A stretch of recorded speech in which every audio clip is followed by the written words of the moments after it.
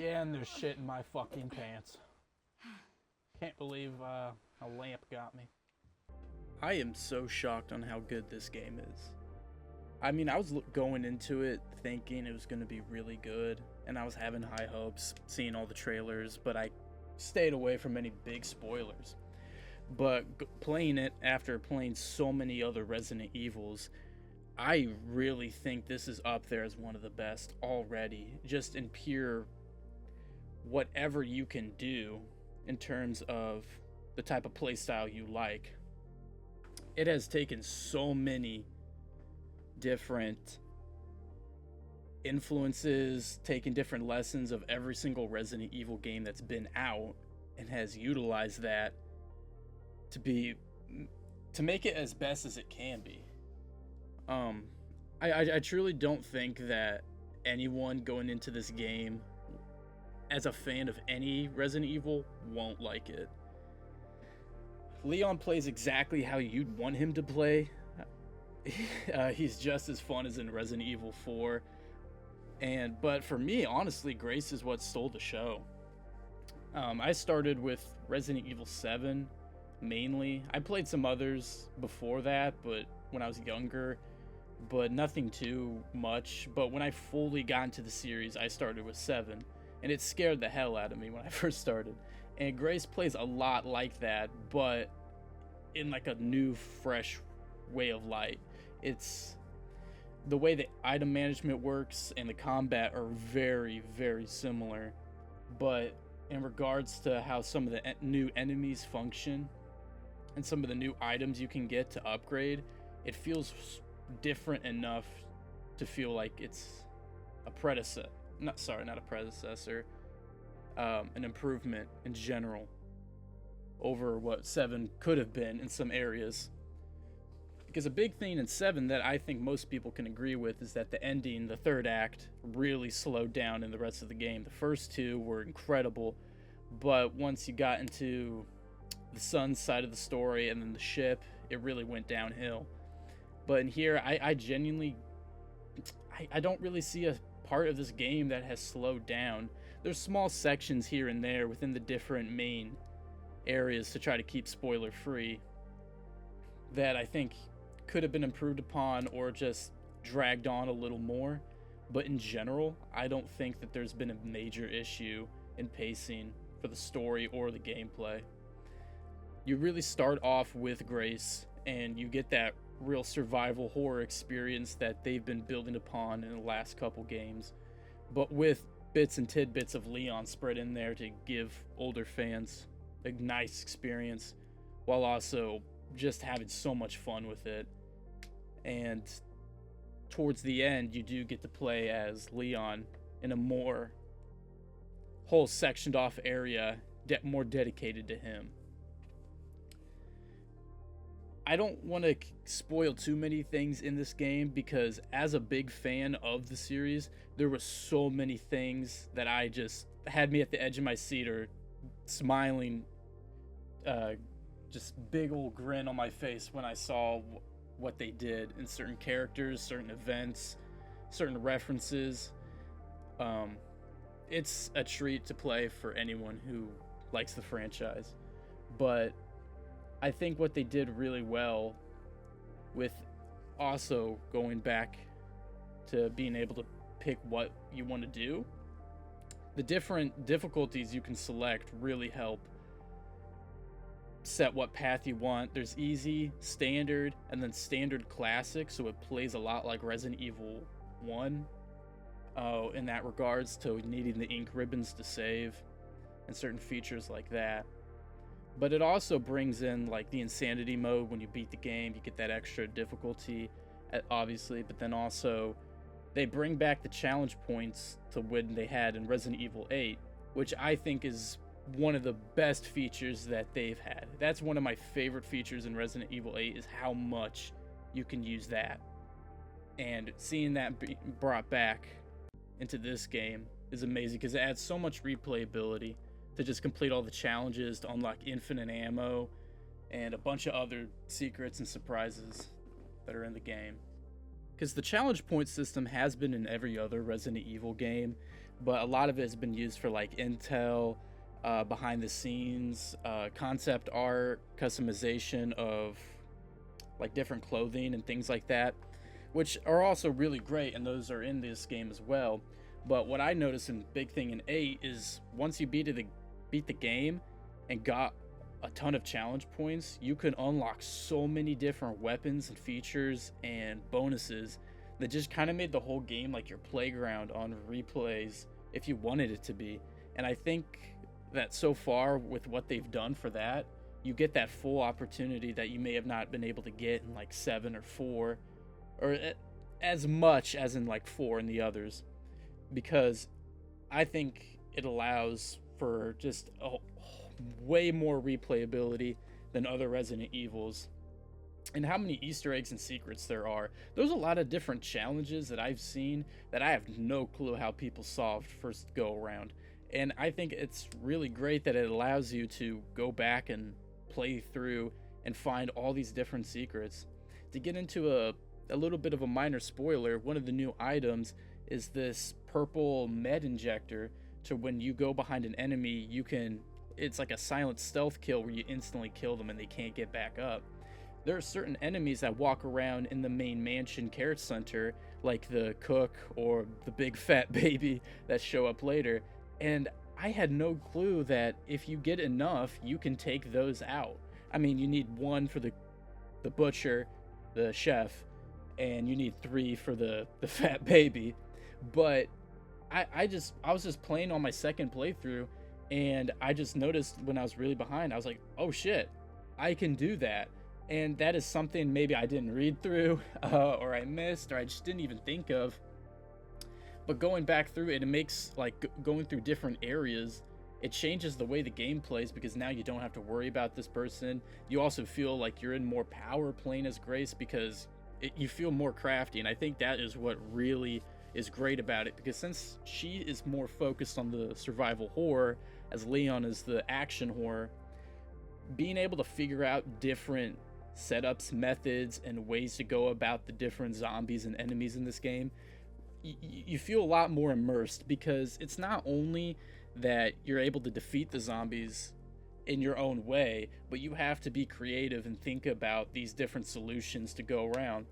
Like the different items you can throw to distract, that is way more common than any other Resident Evil I've played in, to lure different enemies out.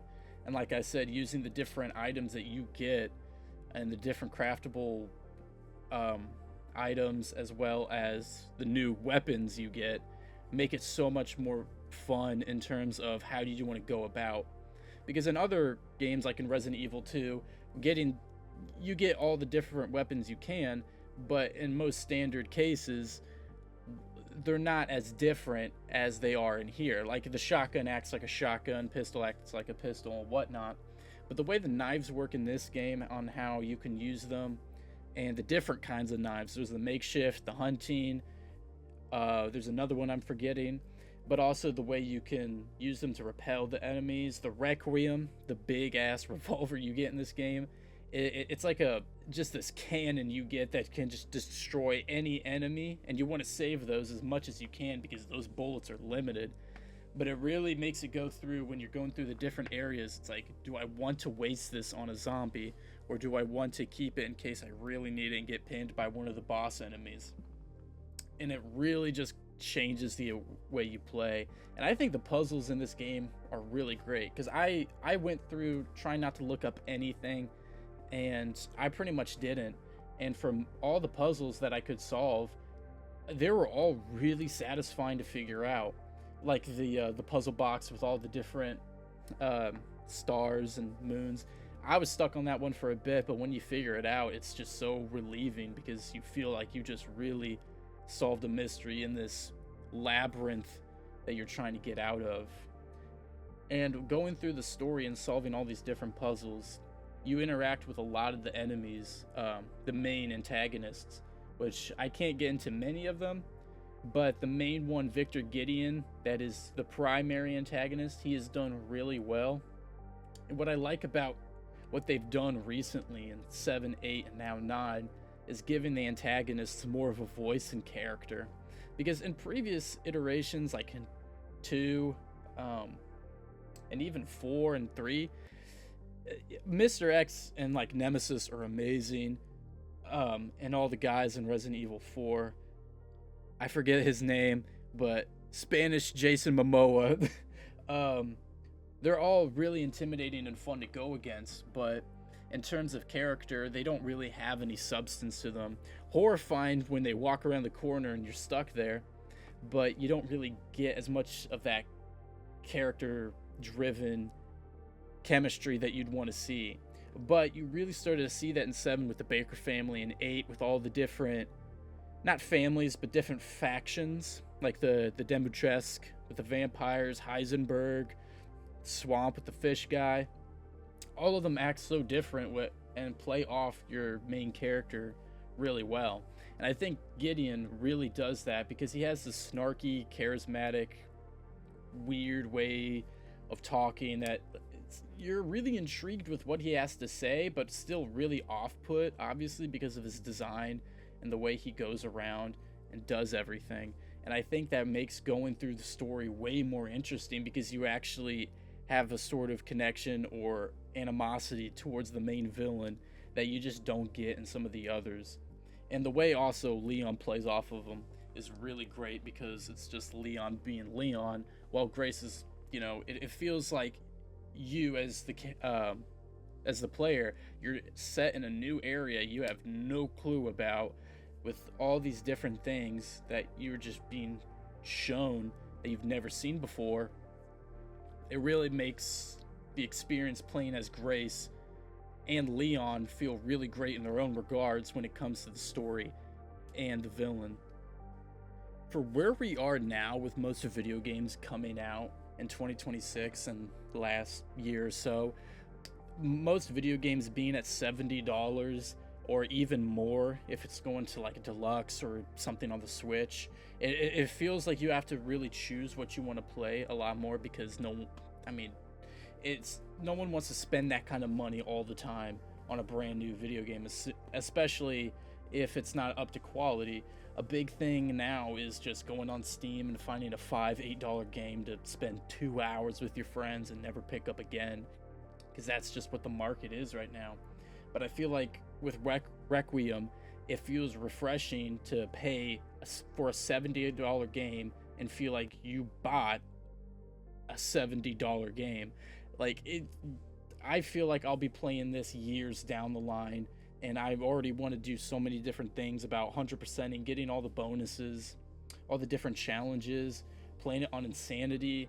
I'd love to do a stream or something like that while playing there, or just going through on easy mode with like all the new bonus equipment you can get and just blasting through all the stuff that gave you trouble earlier, or just trying out different methods, maybe different strategies. There's so much opportunity with this game that I'm just looking forward to just going back and playing.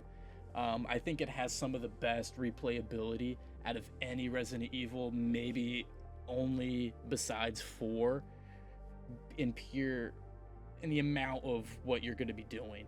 In 7, there's just parts you don't want to go back and play. Even in 8, like I would want to go back and play, but then I think about the dollhouse and that drag of an area, and there's definitely a section in this game that makes me feel like, that's one part I don't really want to play as much. But I think that section isn't too long, and it is not as bad compared to the other sections that we've had in other Resident Evils that just seem to drag on forever, that you just don't want to go through. I feel like it's a speed bump in an otherwise really great road through this entire game. I think the second half is where it gets into really big spoilers on what you can do, what you even do in general, and just how it plays out. And I think it's just a love letter to old fans, and it feels like it's just packaged so wonderfully for anyone involved.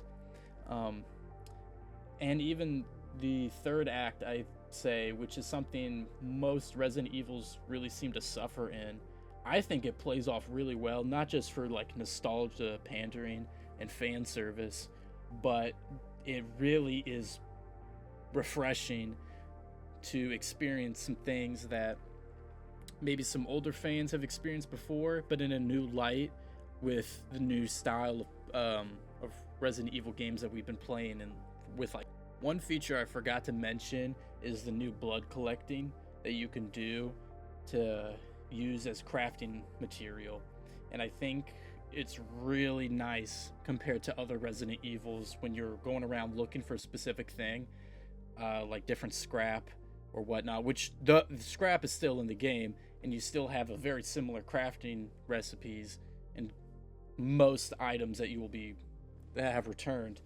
But for blood, it plays well with the game so well because it rewards you for finding different items, different locations, but also fighting the zombies. Because even if you want to save your ammo or durability with your weapons, but you really want to craft this item that's going to help you far down the line, it really plays well into if you want to go into this combat scenario, spend your ammo and your durability, or do you want to hold off and try to find a different, like a blood bucket or just a blood bag or just some blood on the floor that you might find later on.